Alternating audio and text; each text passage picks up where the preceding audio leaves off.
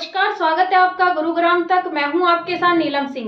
आइए बढ़ते हैं आज की कुछ खास खबर की ओर। Ayushman medical institute of electropathy and hospital द्वारा दूसरी बार दीक्षांत समारोह आयोजित किया गया, जिसमें मुख्य अतिथि गुरुग्राम के विधायक मुकेश शर्मा की अनुपस्थिति में उनके छोटे भाई काले, मुख्य वक्ता डॉक्टर आकाश अवस्थी, विकास कुमार, डॉक्टर धर्मेंद्र मानेसर की गरिमामयी उपस्थिति में डॉक्टर काउंट सीजर मेटी की प्रतिभा के सामने दीप प्रज्वलित कर कार्यक्रम का शुभारंभ किया गया। कार्यक्रम में Ayushman medical institute of electropathy के प्रिंसिपल डॉक्टर संजय आर्य व निदेशक डॉक्टर ललित गोला, doctor Ramesh Verma, doctor R के पुंडीर, डॉक्टर राकेश कुमार, डॉक्टर असलम और अन्य चिकित्सक उपस्थित रहे।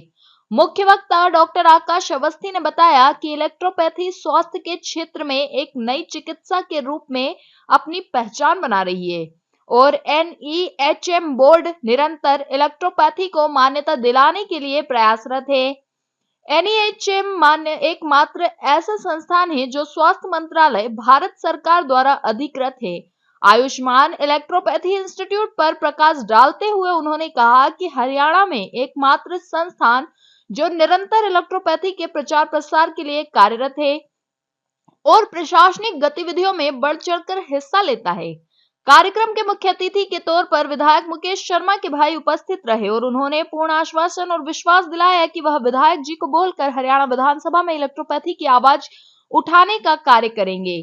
कार्यक्रम की अध्यक्षता कर रहे विकास कुमार ने कहा कि इलेक्ट्रोपैथी पूर्णतः हर्बल चिकित्सा पद्धति है और इसके कोई साइड इफेक्ट्स न होने के कारण वह रेड क्रॉस के कार्यक्रमों में भी इस पद्धति के प्रचार प्रसार में अपना सहयोग करेंगे।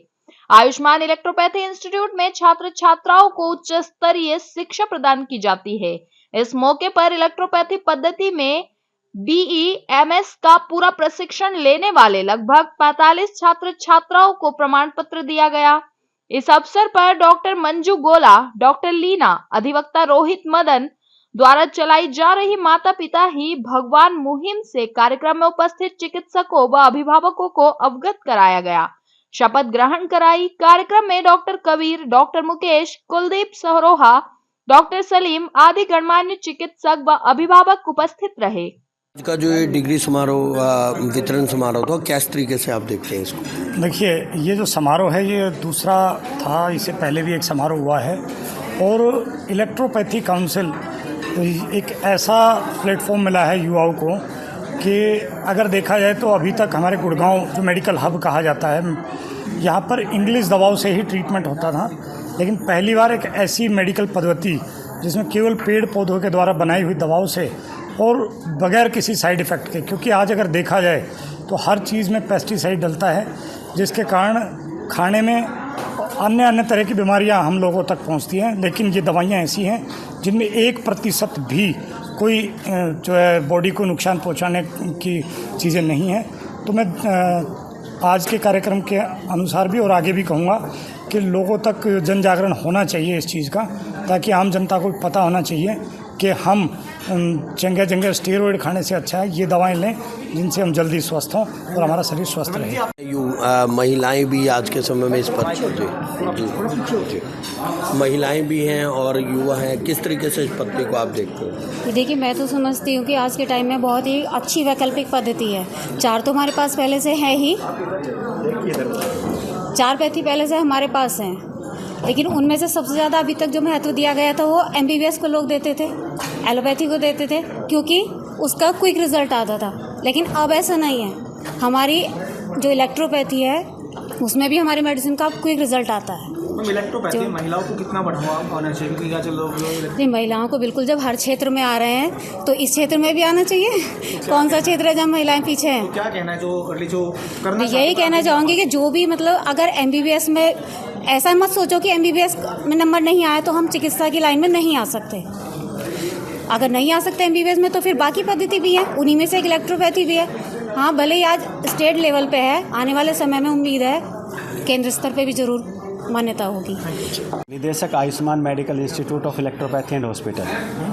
जी ललित जी, आज ये दूसरा जो आपने कन्वोकेशन प्रोग्राम किया है, किस तरीके से देखते हैं? गुरुग्राम में आपने बहुत ही अच्छा सराहनीय कदम भी उठा रहे हैं, और जैसे आपने बात करें कैरियर पॉइंट ऑफ व्यू से, किस तरीके से युवा वर्ग जो कैरियर ढूंढ रहा है, किस तरीके से इसमें देखते हैं? डॉक्टर बनने का सपना हर व्यक्ति का रहता है। सर, अगर हम बात करें इलेक्ट्रोपैथी की, तो इलेक्ट्रोपैथी अपने इंडिया में एक 5वीं चिकित्सा पद्धति है।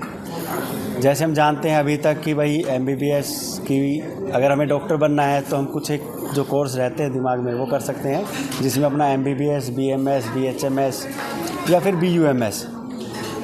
लेकिन अगर हम देखते हैं तो आज के दौर में इलेक्ट्रोपैथी एक बहुत अच्छा विकल्प है डॉक्टर बनने के लिए, जिसमें अगर हम देखते हैं तो +2 जो है वो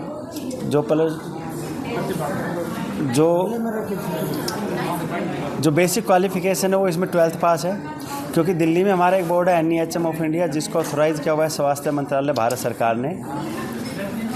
और सुप्रीम कोर्ट ऑफ इंडिया ने 22 जनवरी 2015 को एक जजमेंट दिया था कि जिसमें अपना electropathy and to the effect that there is no ban on the medical practice of electropathy. और हम गुरुग्राम में 2015 से Ayushman medical institute of electropathy NEHM से एफिलिएशन लेने के बाद चला रहे हैं।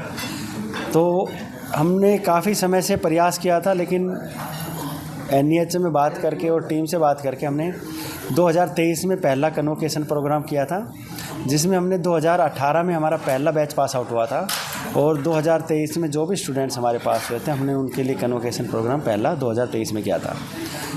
उसके बाद में जब हमने स्टूडेंट्स का फीडबैक लिया और हमने मार्क यानी कि क्या नाम है लोगों से बात की, तो एक बहुत अच्छा रिजल्ट हमें मिला। तो हमने दूसरी बार प्रयास किया है कि जो हमारे 2024 में जो भी स्टूडेंट्स हमारे Ayushman medical institute of electropathy से पास आउट हुए थे, उन सभी को लगभग हमने 45 स्टूडेंट्स को ये सर्टिफिकेट और प्रमाण पत्र देने का कार्य किया है। कितने स्टूडेंट लगभग? होम्योपैथी में डिफरेंट क्या है, क्या देखने को मिलता है डिफरेंट में? सर, जब हम बात करते हैं इलेक्ट्रोपैथी या होम्योपैथिक में अंतर का, तो बहुत सारे अंतर है, क्योंकि जो सबसे पहला अंतर आता है वो आता है कि एक फार्माकोपिया, क्योंकि कोई भी पद्धति अगर किसी पद्धति से भिन्न होती है तो जब उसकी फार्माकोपिया अलग होती है तो वहाँ पे पद्धति अलग कही जाती है। तो इलेक्ट्रोहोम्योपैथी की जब हम बात करते हैं तो ये एक पहली ऐसी चिकित्सा पद्धति है जिसकी दवाइयाँ 100% पूर्णतः पेड़ पौधों पर आधारित है। जब हम दूसरी पद्धतियों की बात करते हैं तो वहाँ पे आयुर्वेद या होम्योपैथ में बात करते हैं तो वहाँ भी पेड़ पौधे यूज़ होते हैं, लेकिन वहाँ पेड़ पौधों के अलावा कहीं ना कहीं केमिकल्स, एनिमल, मेटल सभी प्रकार की चीज़ें यूज़ होती हैं। लेकिन इलेक्ट्रोपैथी एकमात्र पहली ऐसी चिकित्सा पद्धति है जिसमें पेड़ पौधों के अलावा कोई भी दूसरी चीज़ यूज़ नहीं होती। और दूसरी अगर हम बात करते हैं, जैसे हम होम्योपैथी की बात की आपने, तो होम्योपैथिक में जो मेडिसिन्स होती है वो हमारी अल्कोहल बेस होती है, लेकिन इलेक्ट्रोपैथी हमारी डिस्टिल वाटर बेस मेडिसिन्स होती है। जी, कितने स्टूडेंट ने आज डिग्रीज ली और किस तरीके से जाते हैं? अगर हम बात करते हैं 2024 का जो हमने ये सेकंड कन्वोकेशन प्रोग्राम किया है, तो इसमें लगभग हमारे पास जो स्टूडेंट्स की संख्या थी वो लगभग 50 स्टूडेंट्स थे, जिनमें से कुछ स्टूडेंट्स नहीं पहुंच पाए थे। लगभग 45 स्टूडेंट्स को आज हमने प्रमाण पत्र देने का कार्य किया है। ठीक। कितना बढ़ावा देता है? देखिए, मैं इलेक्ट्रोपैथिक प्रैक्टिशनर काउंसिल का हरियाणा का संरक्षक भी हूं, और मैं खुद चाहूँगा कि ये पद्धति ग्राउंड जीरो तक जाए और लोगों को इसके बारे में जानकारी हो, ज़्यादा से ज़्यादा लोग। आज के लिए बस इतना ही। बने रहिए हमारे साथ, देखते रहिए गुरुग्राम तक। नमस्कार।